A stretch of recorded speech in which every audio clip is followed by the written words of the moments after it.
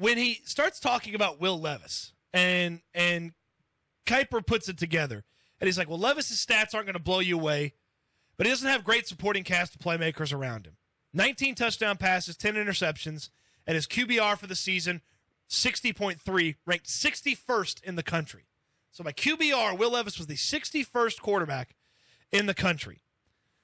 But when I went through all his starts at Kentucky earlier this year, I was really impressed with his game. He's got a rocket launcher for an arm, makes some wow throws.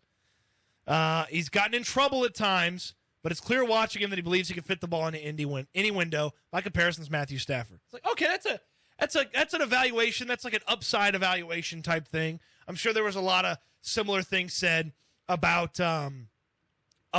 Josh Allen when he was coming out. There's going to be some Will Levis, Josh Allen comparisons.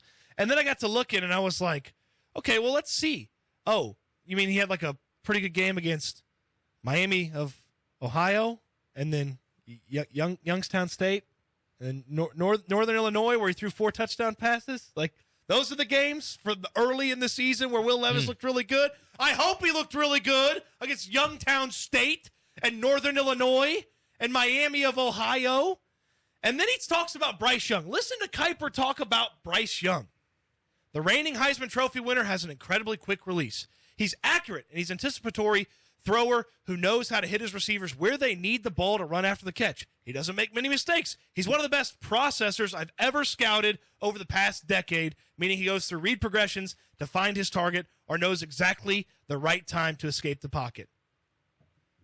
Then why isn't he third, Mel? What are we doing? I know it's one spot and the physical gifts, but the knock on Young is going to be, and everybody's going to say it, the size. The size. That's going to be the knock on Young. If you can't find me another knock, and I can find Will Levis acting like college Carson Wentz on a regular occasion, it's going to be a pretty easy decision for me. Yeah, it is weird because Mel Kiper raves about Bryce Young, and his only knock on him is the size. But then when talking about the size, he's like, well, his arm is more than good enough for him to be a great quarterback at the next level. Like, the one sort of knock on Bryce Young is his size, but then Mel Kiper's like, yeah, I don't think it's going to be that big of a deal. I still think he's going to be a really, really good player. That's the knock on Bryce Young. Like, he was obviously a better quarterback than Will Levis in college. He's got better film, better tape, better stats, the eye test. All of it tells you that Bryce Young is a better player right now than Will Levis. Why people love Will Levis so much is because of the size and because of the arm strength and because of some of the measurables that he possesses. So it makes sense that draft people are in love with a guy like Will Levis. But for me, yeah, it feels like Bryce Young is the no-brainer at the top of the draft. And we've seen short quarterbacks have success in this league.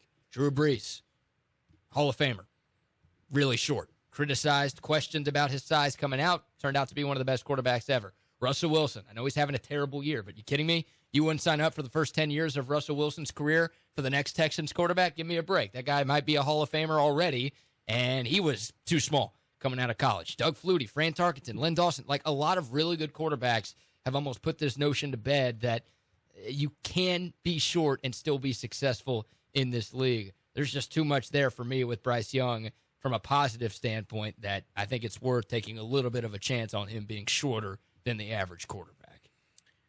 His breakdown on C.J. Stroud also, to me, is very, very critical when Stroud's been a much better college prospect than Will Levis has. Stroud has done more than Will Levis has.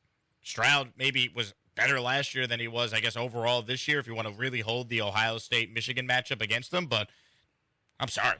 C.J. Stroud is someone I'm taking before I'm touching Will Levis. There's too much unknown there. I would feel way more comfortable as an organization if I take the guy that's doing it at a much bigger level and has been more consistent over their college career. Yeah, the thing that scares me and a lot of other people about C.J. Stroud is all of the talent that he's had around him. Like, Alabama's receivers this year aren't that good. They don't have a first or second or third round pick on the outside in Tuscaloosa this year. Last year, they obviously did with Jamison Williams and John Mechie. Like, those two guys, top 50 picks in the draft, freaking stud. All right, Bryce Young this year put up pretty similar numbers to what he did last year without an obvious first-round pick on the outside. Now, look, Alabama still has more talent than most of the teams they go up against. I understand that. But, man, Ohio State last year and this year, the best receiver in college football this year is Marvin Harrison Jr.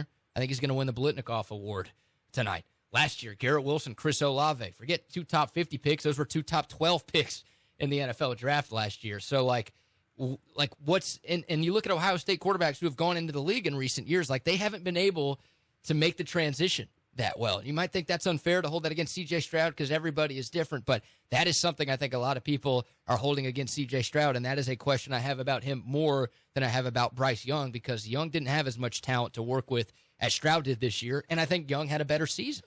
Stroud is going to get, if he gets with the right coach, the right system, and really, it's super unfortunate that the Rams don't have their own pick. I mean, I think they're happy with the Lombardi trophy that they got, but like if you handed C.J. Stroud to Sean McVay, like that's a guy that can play totally within McVay's system, make all the throws that McVay needs, and then McVay can basically run the team through him.